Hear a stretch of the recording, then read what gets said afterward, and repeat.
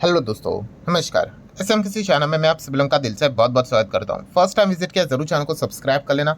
Free stock market classes इस channel को भी चाहो तो फॉलो कर सकते हो, सब्सक्राइब कर सकते हो। यहाँ पर भी बेल आइकन को हिट करके ऑल जरूर सिलेक्ट करके रख लेना। इस चैनल का लिंक आपको ऊपर आई बटन पे या फिर नीचे डिस्क्रिप्शन में मिल जाएगा।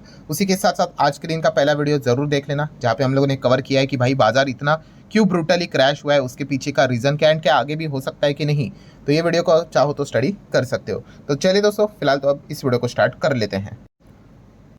ठीक है दोस्तों, अभी हम लोग आ चुके हैं बिल्कुल हमारे नॉर्मल स्क्रीन के ऊपर। जैसे कि आपको पता ही है, आज के दिन लाल रंग कुछ ज़्यादा ही हम लोगों के सामने आते हुए देखने को यहाँ पे मिल रहा है। ठीक है, वैसे भी देखा गया तो हरा रंग भी हम लोगों ने काफ़ी यहाँ पे देखा था। ये हमेशा फाइट चलती रहती है, रेड वर्सेस ग्रीन। ठीक है, बट हम कह सकते हैं कि आज के दिन बियर वालों ने काफ़ी अच्छी तरीके से जो भी अपॉर्चुनिटीज़ उनके लिए क्रिएट होती हुई देखने को मिली थी, काफ़ी अच्छी तरीके से उन्होंने इनको कैपिटलाइज यहाँ पे किया है, उसका इस्तेमाल यहाँ पे किया है। एंड बाजार को बहुत ही अच्छी तरीके से रगड़ा भी है। 550 पॉइंट की गिरावट, काफ़ी अच्छी गिरावट देखने को मिल चुकी है। 2.25% तक मार्केट गिरते हुए देखने को यहाँ पे मिल चुका है। ठीक है दोस्तों, ये तो अभी तक की कहानी है। बट जैसे कि मैंने अभी आप लोगों को बोला था कि व्हाट नेक्स्ट, अब आगे क्या क्या चीज़ें यहाँ पे ही हम लोग को खत्म होते हुए देखने को यहाँ पे मिल गई, दी एंड है करके। तो दोस्तों ऐसा बिल्कुल भी यहाँ पे नहीं है। अलग अलग गिरावट के प्रकार होते हैं। ठीक है, इवन दो हम लोगों ने पहले वीडियो में 4-5 पॉइंट्स देख लिए हैं, बट आप सभी लोगों को जैसे मैंने बताया कि करंट सिनेरियो के हिसाब से अगर हम लोगों को अभी किधर फोकस रखना है, तो कुल मिला के 3 पॉइंट्स के ऊपर फोकस रखना है करंट लेवल के हिसाब से। करंट रीजन जिसके चलते बाजार गिरा है, मैं उसकी बात कर रहा हूँ। ठीक है, बाकी चीज़ें भी है। ठीक है, यूएस मार्केट भी है, वो तो फोकस में रहेगा ही रहेगा। बट रिसेंट जो चीज़ें हम लोग को होती हुई देखने को मिली है, जो बाजार गिरते हुए देखने को मिला है, उसमें यूएस मार्केट का कोई कंट्रीब्यूशन नहीं है। ठीक है, वो क्यों गिरा है वो पहले वाले वीडियो में हम लोगों ने देख लिया। एंड इसी चीज़ को चलते क्या बाजार आगे और डैमेज होगा या नहीं होगा, 3 पॉइंट्स को हम लोगों ने क्या करना है, फोकस में यहाँ पे रखना है। ठीक है, एंड इसी से रिलेटेड कुछ इंपॉर्टेंट अपडेट सामने आते हुए देखने को यहाँ पे मिल रहे हैं। ठीक है, जो गिरावट यहाँ पे हुई है, वो गिरावट क्या और एस्केलेट होगी या नहीं होगी, ये 3 चीज़ों के चलते समझ में हम लोगों को यहाँ पे आ जाएगी। उसमें से पहला पॉइंट तो जैसे मैंने कहा कि जापान के ऊपर फोकस रखना पड़ेगा। बैंक ऑफ जापान, मतलब उनकी जो मॉनेटरी पॉलिसी होगी उसके ऊपर हम लोग को फोकस रखना पड़ेगा। बट अभी फिलहाल इसकी चिंता करने की जरूरत है नहीं, बिकॉज मॉनेटरी पॉलिसी जापान की अभी तो है नहीं। हाँ, अक्टूबर मंथ में है, बट अभी रिसेंटली अभी की आप बात करें 3 अक्टूबर आज है ना, 4-5 को तो फिलहाल तो चीज़ें देखने को नहीं मिल रही है।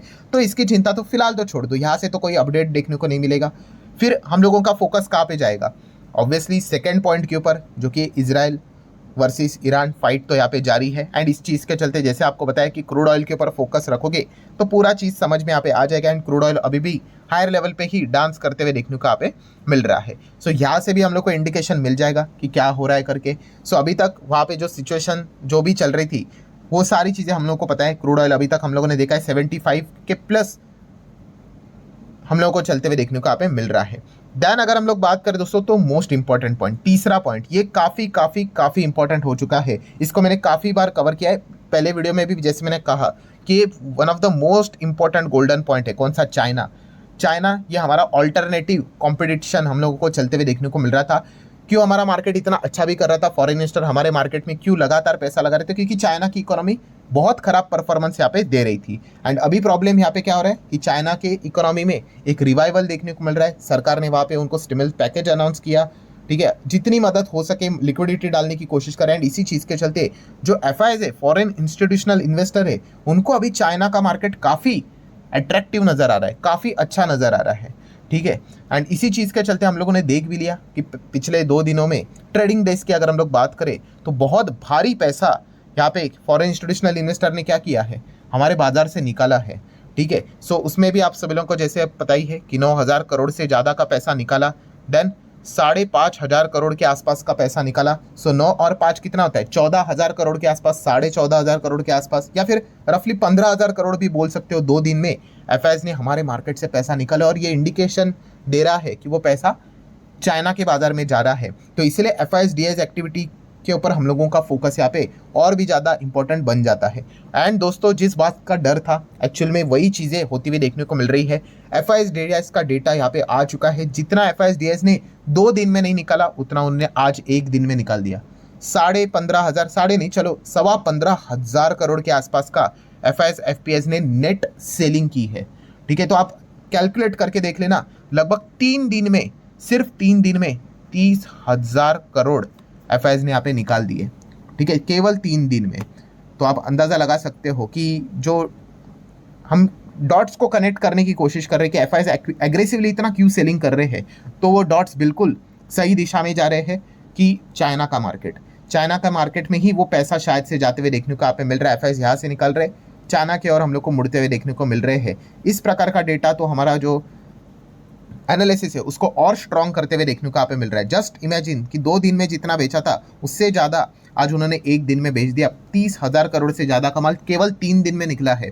अभी कल क्या होगा वी डोंट नो, परसों क्या होगा वी डोंट नो, वो देखने वाली बात है। एंड फिलहाल जिस मोमेंटम में बेच रहे हैं तो उम्मीद करना कि भाई यहाँ पे कि बाइंग करेंगे वो काफ़ी कम होते हुए देखने को मिल रहे हैं। मतलब अभी ऐसा बोलना पड़ेगा कि ये कम बेचेंगे तो भी अच्छी बात है, ठीक है। इस लेवल पे वो बिकवाली करते हुए देखने को मिल रहे हैं, थैंक्स टू डीआईएस की उन्होंने लगभग 13,000 करोड़ का माल खरीदने की कोशिश की। वरना जस्ट आप इमेजिन करके देखना, अगर डीआईएस के हाथ इतने मजबूत नहीं होते तो 500 पॉइंट की गिरावट ये 700-800 तक भी लेकर जा सकते थे। इतना करने के बाद भी 550 पॉइंट की गिरावट है। आप जस्ट इमेजिन करके देखना। नो डाउट और भी अलग अलग प्लेयर्स होते हैं, उनके ओर से भी बिकवाली होती है, बट एक आपको कॉन्टेक्स्ट दे रहा हूँ।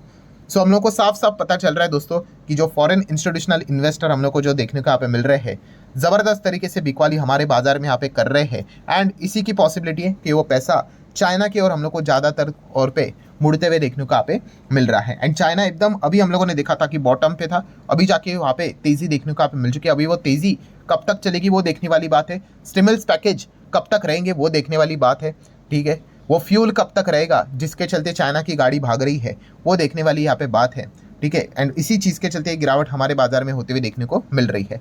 एंड सबसे बड़ा प्रॉब्लम क्या है कि हमारे बाजार की अगर हम बात करें, ये जो गिरावट देखने को यहाँ पे मिल रही है वो इतनी ज़्यादा इंडेक्स लेवल पे क्यों बड़ी हो जाती है, क्योंकि जो इंस्टीट्यूशंस होते हैं फॉरेन इंस्टीट्यूशनल इन्वेस्टर, देखिए वो सब में निवेश करते हैं।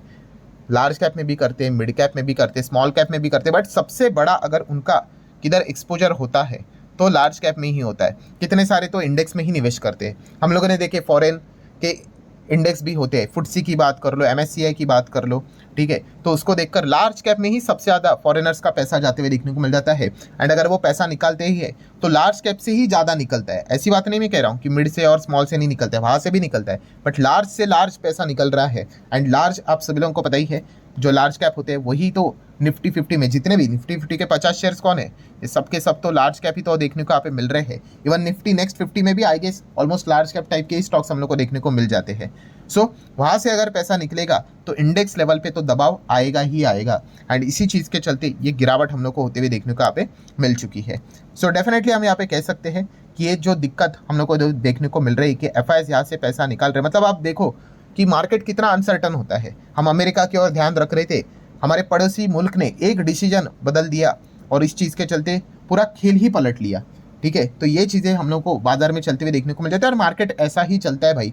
अभी अगले हफ्ते क्या पता, या फिर कल की दिन की बात करें तो क्या पता हम किसी और टॉपिक को लेकर बात कर सकते हैं। तो बाजार इसीलिए इसको बोला जाता है, ये अनप्रेडिक्टेबल होता है मार्केट, कि टॉप कहाँ पे बनेगा, बॉटम कहाँ पे बनेगा, ये किसी को नहीं पता है। हाँ, सिर्फ इतना ही करना होता है कि अच्छे शेयर्स में बने रहिए, यही हमारा एक सिंपल सा फॉर्मूला होता है। बिकॉज ये जितनी भी चीज़ें हैं ये नॉन कंट्रोलेबल इवेंट है, हम इसका कुछ नहीं कर सकते। अगर हमारे हाथ में होता तो ऑब्वियसली हम बाजार को भगा कर रख सकते थे। और जाते जाते आपको एक चार्ट भी दिखाना चाहूँगा, कौन सा भाई, चाइना के बाजार की अगर हम लोग बात करें, ठीक है। तो जैसे कि हम लोगों ने देखा था कि 1 साल का चार्ट पैटर्न हम लोग यहाँ पे देख रहे थे, कैसे 1 साल में लगातार चाइना का बाजार नीचे चल रहा था, माइनस ऑलमोस्ट 15% चल रहा था, और कुछ ही चंद दिनों में पुराने लेवल को तोड़कर ऊपर भी आ गया और नेट 7 से 8% की तेज़ी दिखा दी। इसको थोड़ा सा मैं निफ्टी के साथ आपको दिखा दूंगा तो आपको बेटर समझ में आएगा। तो ये देखिए, ठीक है, देखो किस प्रकार से चार्ट पैटर्न, जो लाल चार्ट पैटर्न है वो हमारा है, ठीक है। बेस को लेकर हम देखे कैसे आगे आगे बढ़ रहे थे, और चाइना देखो कैसे नीचे नीचे चल रहा था। तो इसीलिए हर कोई फेवरेट मार्केट हम कौन सा था फॉरेन इन्वेस्टर का, इंडिया।